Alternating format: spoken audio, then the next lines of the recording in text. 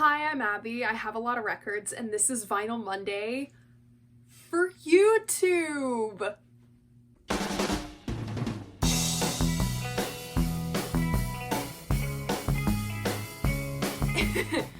So, for those of you who might not be familiar, I run a series over on my Instagram called Vinyl Monday, where once a week I will pick a record that I've been listening to and just talk a little bit about it. However, on Instagram, I don't get to talk anywhere near as much as I would like to about a given record because I only get 60 seconds of video format over there. So I've decided to bring the format over to YouTube, so I have a few extra minutes of grace to talk more about the music that I love. So now you guys are gonna get weekly uploads from me just chatting about stuff that I like. And this week, I have chosen their Satanic Majesties request by the Rolling Stones. So I guess the title is a riff off the text that is on the inside of British passports. Clearly I would not know this as I am a dumb American, but I'm sure the Brits got the inside joke when this record came out. So the main question I wanted to answer with my breakdown of their Satanic Majesties request is, why do people hate this record? Like, critics didn't like it. Audiences didn't like it. I don't even think the Rolling Stones like it anymore. So I wanted to dig into, why is that? Why? So to kick things off, I'd like to talk a little bit about my specific copy of this record, which is something I never get to do on the Instagram version of Vinyl Monday, so I'm really excited.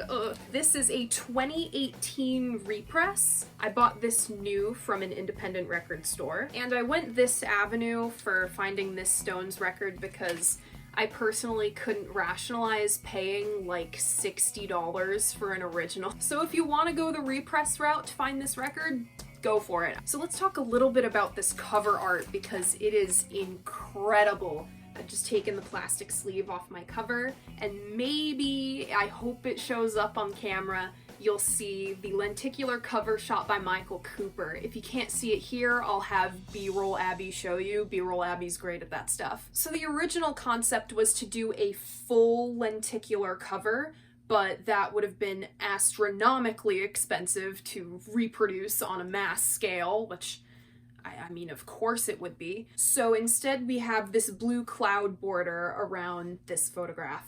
I think this album photography is awesome.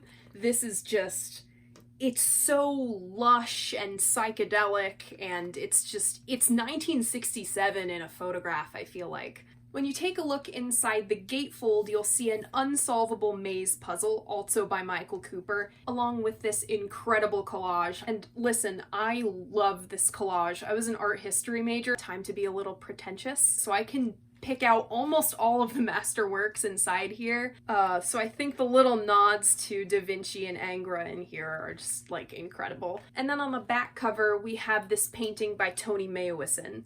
I hope that's how you pronounce it. So the Stones lineup on this record was as follows. You have Mick Jagger on vocals, Keith Richards on guitar, Bill Wyman on bass, Charlie Watts on drums, and Brian Jones playing every single instrument under the sun.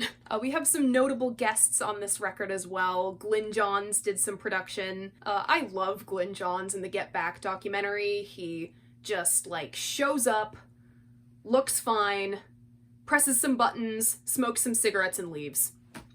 That's all I want to do with my life. We also have the legendary audio engineer and producer Eddie Kramer featured on this record. He plays the claves on 2000 Light Years from Home. And we have John Paul Jones doing the string arrangements on She's a Rainbow. I don't know, give him like a year or so, he might be a really big deal. So their Satanic Majesties request ended up being the first self-produced Rolling Stones record.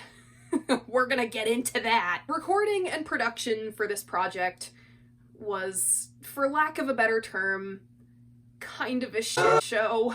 Recording was constantly interrupted by court cases and jail sentences. Sounds about Rolling Stones to me. So recording started in February but was promptly delayed by the drug bust at Keith Richards' home in, I believe, February of 1967. Mick Jagger was sentenced to 3 days in jail. I believe Keith Richards only spent 1 night in jail, watch out, we got some badasses over here. And this was the same drug bust that almost ruined Marianne Faithfull's career. Her public image completely changed after this incident. I'm sorry, I'm going on a little tangent here, but it's kind of important to illustrate for what's going on in the Rolling Stones sphere in 1967. Marianne Faithfull's public image started out like this, and then after the drug bust, we get a little bit more towards this. And once all of that is said and done, guess what? Brian Jones also gets arrested for possession, and court cases continue. Personalities are starting to clash within the lineup of the group.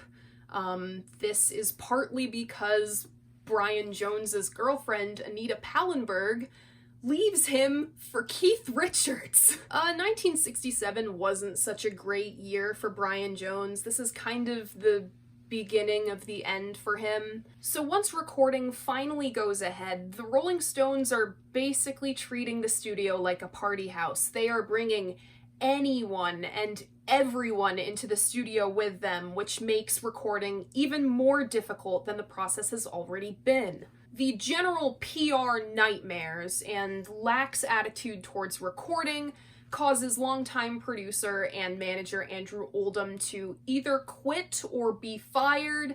The details are kind of murky, but either way, he's not in the picture anymore. But once all is said and done, we get this track listing. The album begins with Sing This All Together, and then moves into one of my personal favorite tracks off this album, Citadel. After Citadel comes In Another Land. This is the only song written by Bill Wyman on this record. I believe he only wrote a few across the entire Rolling Stones discography, and this is the only Rolling Stones song that Bill Wyman sings lead vocals on. Bill Wyman is also snoring at the end of this track. So what happened was the other Rolling Stones got together and recorded Bill Wyman snoring as he had fallen asleep in the studio one day, and as a practical joke, they put it on the end of In Another Land.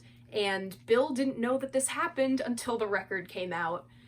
That is so funny to me. After In Another Land comes 2000 Man. I guess other people really like this song. I personally can't really get into it. I don't know why. And closing out side A is Sing This All Together, See What Happens. Reviewers tend to cite this song as kind of a weak point on the record, but I think this is a strong point. I wouldn't necessarily have picked it to close out side A, but it's this really cool psychedelic jam session. There's lots of cool percussion going on. It very much feels like a party going on in the Stones studio. Then opening up the B-side, we have the beautiful She's a Rainbow. It's the most well-known track on this album, and I think that's for good reason. It is gorgeous. Then we have The Lantern, which is one of the unsung heroes of this album. And it's followed by Gomper, which is... I don't like this song. I feel like it drags on and on. It could have been half the length and it would have done what it needs to do for the track listing. Next is 2000 Light Years from Home. And finally, the album is rounded out with On With the Show. And aside from In Another Land, which was written by Bill, all the other songs are written by Mick Jagger and Keith Richards. So after the drag that was getting this album recorded, release had to have gone better, right? Right? Wrong. Release was also a shit show. Critical reception was pretty poor. Critics penned this as kind of a Sgt. Pepper's knockoff, and it really didn't help that Michael Cooper had also photographed the cover of Sgt. Pepper's. Audience reception was mixed as well. The album broke the top 10 the week it was released and then quickly fell out of the charts. The Rolling Stones don't really like this record either in retrospect. They kind of pretend it never happened, which is sad. And they only really cite 2000 Man, She's a Rainbow, and 2000 Light Years from Home as being songs with any substance. So why does everyone hate this record? Well, I think it's important to know that their Satanic Majesties request was going up against this, but also this. Here's my weird pressing of Pet Sounds again.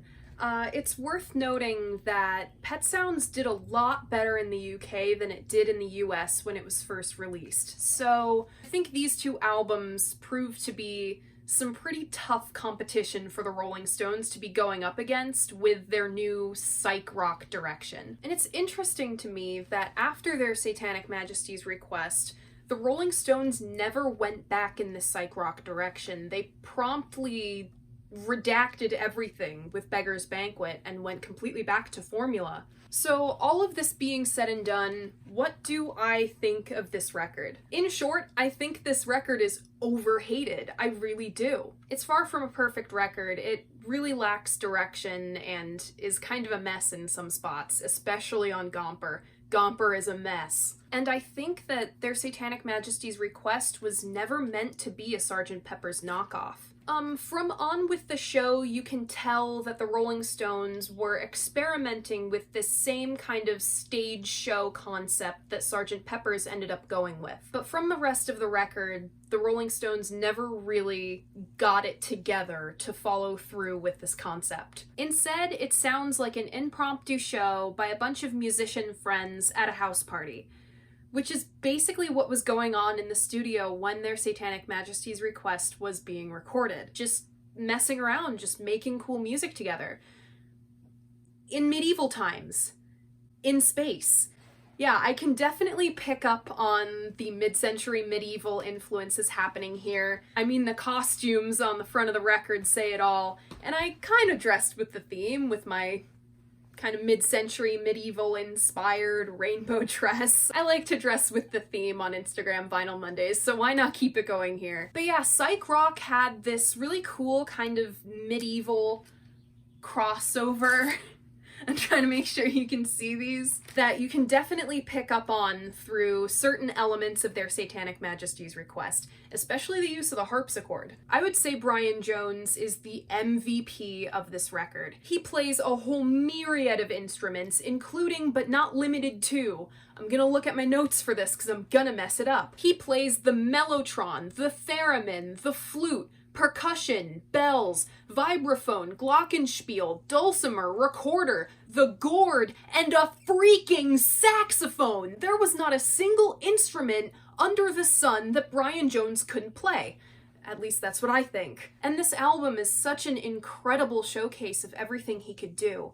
It's really a shame that we didn't get more records like this with the Stones going in this direction, so Brian could, flex more as an incredible multi-instrumentalist. All this being said, side 1 I feel like is the stronger side of the record. Of course, She's a Rainbow is on side 2, but the pacing just gets really weird. And as for my personal favorites on this one, I'm gonna have to go with Citadel, Sing This All Together, See What Happens, She's a Rainbow, and 2000 Light Years From Home. And that's it! That's my first full-length Vinyl Monday! Thank you so much for watching. Like and subscribe if you had not already, and leave a comment telling me what you think of their Satanic Majesties request. Of course, my opinion is gonna be a little biased, seeing as I regularly listen to stuff like this. Maybe psych rock Stones isn't everybody's fancy, I totally get that. And thanks so much for 600 subscribers? Yeah, I'm just gonna roll with it. Expect weekly uploads from me now. Thank you guys so much. I'll see you next week with another record. Bye!